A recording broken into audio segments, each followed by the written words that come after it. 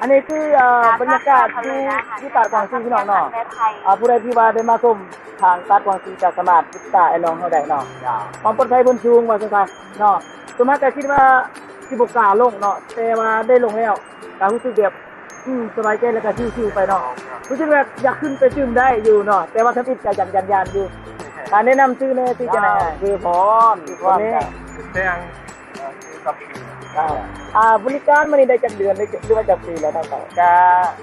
ทางบริษัทของเฮาก็จะเปิดเดือนแรกเนาะก็พอดีได้เดือนกว่าที่ว่าประสบการณ์การที่ว่าคือพวกเฮานี้ก่อนจะเปิดพวกเฮาจะได้ไปฝึกอบรมเรียนอยู่ทางภูพามานเนาะทางด้านใหญ่ทางแท่งคำมวลไปฝึกอบรมอยู่คนกับประมาณเดือนนึงแล้วเฮาก็จะได้มา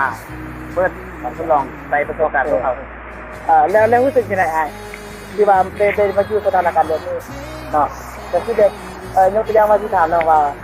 เมื่อเขาอยู่ในนี้ตารู้สึกเสี่ยงบ่ตอนเล็กๆโอกาสเดียวเด้ตอนเฮ็ดที่ว่าเขามาฝึกงานอยู่นี่แรกเสียงนิดนึงแล้วก็ยานนิดนึงเนาะแต่ตรงนี้ผมมีแนวแต่ก็สู้เนาะสู้เด้อสู้ๆนะสู้เพื่อเป็นกำลังใจให้กับทุกคนเนาะแล้วก็เค้กที่ว่ามาอยู่มายามตัดของที่เฮาก็เป็นกำลังใจได้เด้อจ้าเพื่อนอันคำที่เฮาได้รู้สึกยังไงได้เด้อรู้สึกยานแต่พอห้องหมักไปสบายใจได้จักรยานเป็นได้ขอบใจเด้อขอบใจน้องเฮานะขอบใจหลายๆ